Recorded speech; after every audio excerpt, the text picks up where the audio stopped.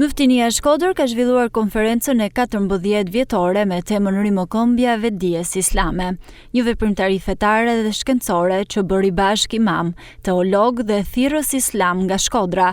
Aktiviteti u fokusua në forcimin e vetdijes islame dhe rolin e saj në shoqëri. Në fjalën e tij, Muftiu i Shkodrës, Imam Muhamet Sytari, vuri theksin tek rëndësia e muajit të shenjtë të Ramazanit, duke u ndalur tek vlerat shpirtërore dhe domethënia e agjërimit. Të agjëroni është më mirë për ju sikur ta dinit. Dhe sikur ta dinit se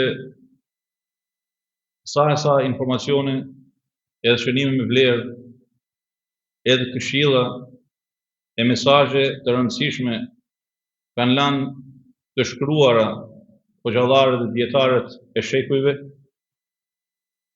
do të mjaftonte për të përkushtuar gjithë secili për nesh në rrugëtimin e tij për të udhëzuar njerëzit drejt kësaj mirësie të madhe për cilën Allah subhanahu wa taala thotë: "Wa an tasumu khairun lakum law kuntum ta'lamun." Doktor Abdul Karim Zeidan teksa përkufizon madhështinë e obligimit të agjërimit të Ramazanit, shkruan se urtësia e obligimit të agjërimit është e dukshme. Në agjërim gjejmë ushtrime shpirtërore, pastrim të nefsit dhe edukim me sinqeritetin. Aty gjejmë të mësuarit me durimin, shfaqjen e adhurimit ndaj Allahut madhruar dhe ndjenjen që fiton muslimani në raport me atë që përjeton vëllai i tij musliman i uritur, që nuk arrin të gjejë se me çfarë të shuaj urinë e tij.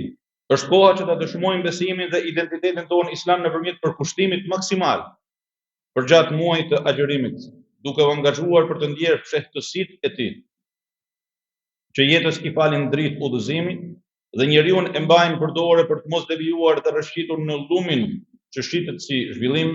Agjërimi për Allahun është realizimi i adhurimit, ndërsa agjërimi me Allahun është përmirësim i vullnetit.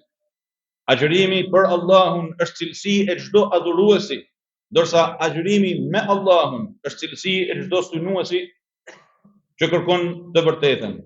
Agjërimi për Allahun është qëndrueshmëri e gjymtyrëve të jashtme, sipas shprehjeve të shariatit, ndërsa agjërimi me Allahun është qëndrueshmëri e brendshme e ndërgjegjes sipas shenjave të hakikatit, pra të vërtetës absolute.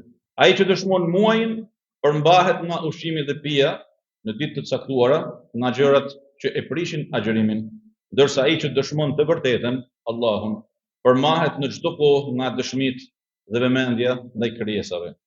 Aktivitete si të tilla janë shumë të domosdoshme për çdo secilin prej nesh, por të vyeshme, duke pa traditën e cila tashmë po bëhen vite që Myftinia zonë Shkodër organizon këtë lloj takimit me imamet, konferencë për të treguar edhe cilësinë edhe aftësinë që imamet e nderuar shprehin her pas here në hutjet e tyre, por më së miri e shprehin edhe në këto kombëtesa që i kanë lanë vit pas viti. Konferenca u mbajt në xhaminë e dy vajzave në qytetin e Shkodrës.